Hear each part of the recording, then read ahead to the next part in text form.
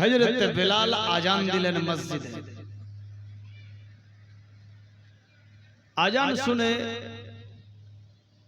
শত শত মানুষ মসজিদে নববীর দিকে ধাবিত হলেন সালাত আদায় করবে বলে। বিশ্ব নবীর বেটি মা ফাতেমাতুজ জাহরা এবং শেরে খোদা আলী মারতুজা বাড়িতে আছে। ইশার আজান। আজ আমাদের বাড়িতে লক্ষ লক্ষ টাকা রোজগার, কিন্তু বাড়িতে অভাব। हम किसी से कम नहीं जमाना। অবস্থা খুব ডেঞ্জার, একে অপরকে মেনে নিতে পারছি না। পাড়া পড়শি তো দূরের কথা, স্বামী স্ত্রী বাড়িতে কুরুক্ষেত্র চলছে, বাইরের মানুষ বুঝতে পারছে না। কিন্তু বাড়িতে যখন ঘুমায় ও একদিকে মুখ করে আর ও একদিকে মুখ করে, অবস্থা খুব ডেঞ্জার। শরীয়ত কি বলছে? তাকিয়া यानी বালিশ হবে লম্বা, একই বালিশে স্বামী স্ত্রী মাথা রাখবে, বাড়িতে রহমত ও বরকত আসবে।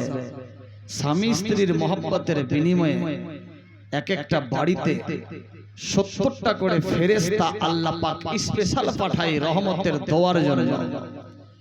আজ বাড়িতে টেনশন, 24 ঘন্টাতে 26 বার খালি টেনশন। এর কথা ওর বরদাস্ত নাই, ওরটা তো ওর নাই।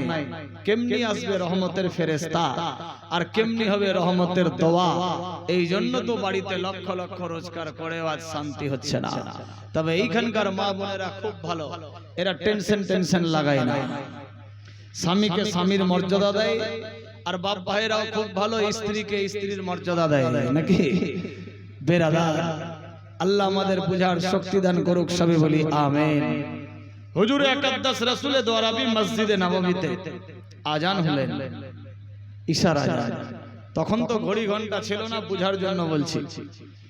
হযরত শেরে খোদা আলী মারতুজা বলছে, ফাতেমা আজান তো হলো, আমি যাই সালাত আদায় করে আসি।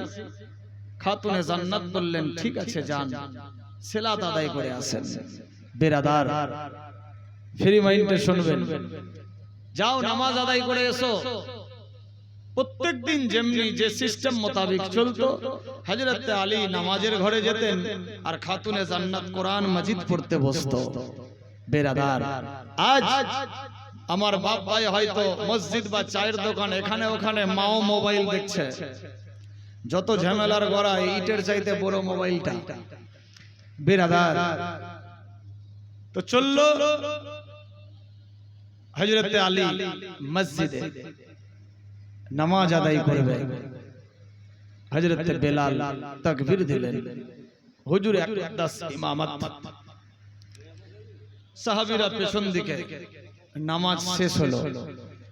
খাতুনে জান্নাত বলেছিলেন, আলী ভাই নামাজ পড়ে তাড়াতাড়ি বাড়ি চলে আসবেন। কিন্তু হযরত আলী দেখেন গিয়ে পৌঁছে গেলেন মসজিদে। 4 রাকাত সালাত আদায় করেছে, বিশ্ব নবীর দেখা। বিশ্ব নবী বলছে, আলী তুমি একটু থামবা, বাড়ি যেও না।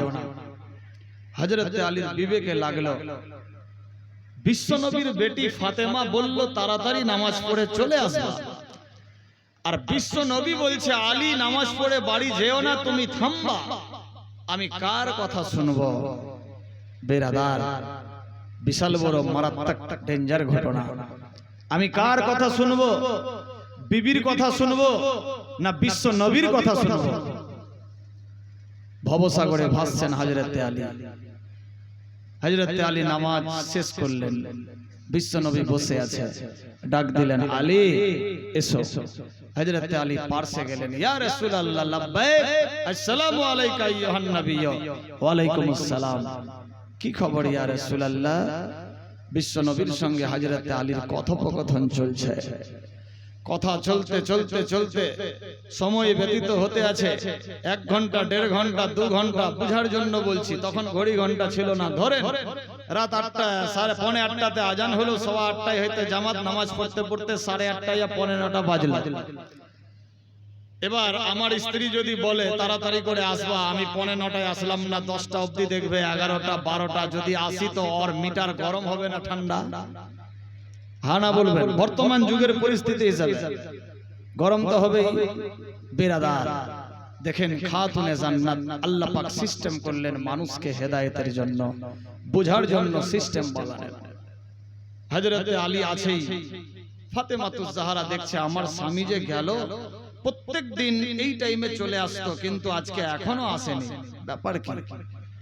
একাই কোরআন মজিদ পড়ছে, পড়তে পড়তে সময় পার হচ্ছে, গভীর রাত, মদিনার মানুষ সব শুয়ে গেছে, কেউ জাগ্রত নেই, অবস্থা ডেঞ্জার। ফাতেমার মনে মনে একটু কিন্তু কিন্তু হয়ে গেল।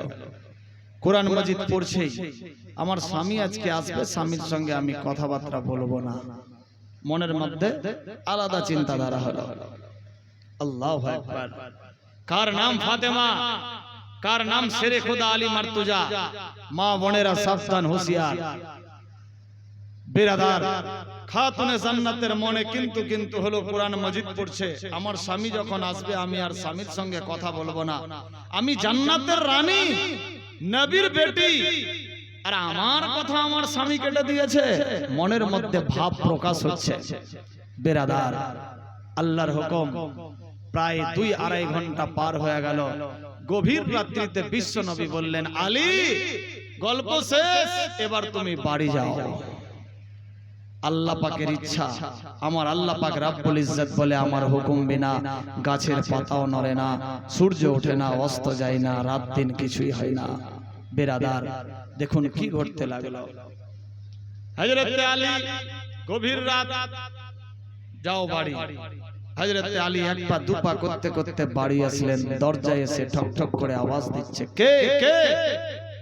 ফাতেমা, আমি আলী, তোমার স্বামী, দরজা খোলো। ফাতেমা গুনগুন শব্দ করে কোরআন মাজিদ পড়ছে। আল্লাহর নবীর বেটি মনে মনে ভাবতে লাগলো, আল্লাহ গো,